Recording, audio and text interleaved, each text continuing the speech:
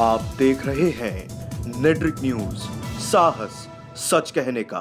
नमस्कार, आप देख रहे हैं नेट्रिक न्यूज और आपके साथ मैं हूं दीप्ति द्विवेदी। आज तक आपने लोगों के जाति और गोत्र के बारे में सुना होगा, लेकिन आज हम आपको बताएंगे कि भगवान का भी जाति और गोत्र होता है। ये हम नहीं कह रहे, ये बीजेपी के दो दिग्गज नेताओं का कहना है। दरअसल यूपी के मुख्यमंत्री योगी आदित्यनाथ की माने तो भगवान हनुमान एक दलित हैं, लेकिन उन्हीं के पार्टी के एक नेता का कहना है कि भगवान हनुमान एक आदिवासी हैं।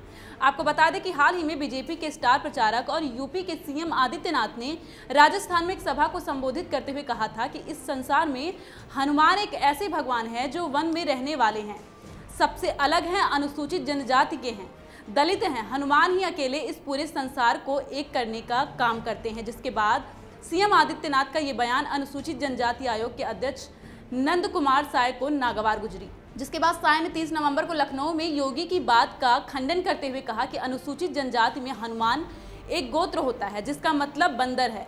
जिस दंडकारण्य में भगवान राम ने सेना संधान किया था उसमें उस जनजाति के लोग आते हैं, तो हनुमान दलित नहीं बल्कि जनजाति के हैं। कौन जनजाति किस वर्ग से है, ये निर्णय करने का अधिकार केवल जनजाति आयोग के पास है। इसका अधिकार हाई कोर्ट और सुप्रीम कोर्ट के पास नहीं है। बीजेपी नेताओं द्वारा भगवान की जाति को लेकर लड़ाई करने के इस मामले पर कांग्रेस के नेता प्रमोद तिवारी ने कहा कि आज तक तो बीजेपी ने सिर्फ धर्म के आधार पर लोगों को बांटा था, लेकिन अब तो उन्होंने भगवान को भी जातियों में बांटना शुरू कर दिया है। भगवान को जातियों में बांटने से बीजेपी का चरित्र सबके सामने आ गया है।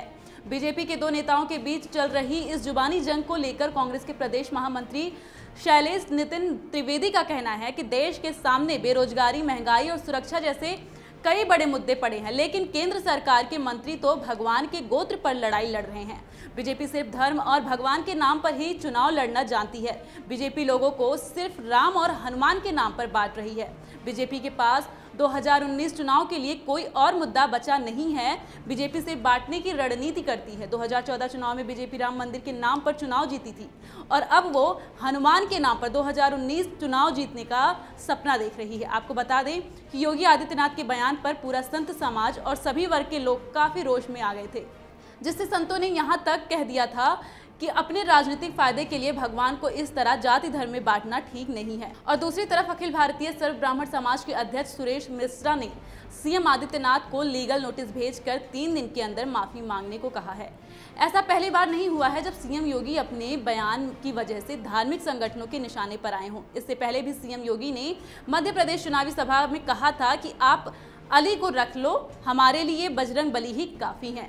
योगी के इस बयान पर सारा मुस्लिम समाज काफ़ी खफा हुआ था, जिसके बाद मौलाना सरद नकवी ने योगी को नसीहत देते हुए कहा था कि आप सियासत में कुछ भी बोले, हमें कोई ऐतराज़ नहीं है, लेकिन धर्म के रहनुमाओं पर बात ना करें। योगी को इतनी समझ नहीं है कि वो मुस्लिम धर्म पर बयानबाजी कर सके। वहीं विपक्ष के बीजेपी को भड़काने वाली पार्टी और भगवान के नाम को मुद्दा बनाने वाली पार्टी बताने पर केंद्रीय मंत्री और बीजेपी नेता मुख्तार अब्बास नकवी ने कहा कि चुनाव में हमारा मुद्दा सिर्फ विकास था और विकास ही रहेगा। अभी के लिए इतना ही, लेकिन देश दुनिया की तमाम खबरों से अपडेट रहने के लिए सब्सक्राइब करें हमारे चैनल नेट्रिक न्यूज़ को। और आपको हमारा ये वीडियो पसंद आया हो तो लाइक कमेंट भी जरूर करें। नमस्कार। हमारे साथ जुड़े रहने के लिए हमारे YouTube चैनल को सब्सक्राइब करें, साथ ही बेल आइकन को दबाएं। नेट्रिक न्यूज़ की खबरें सबसे पहले देखने के लिए।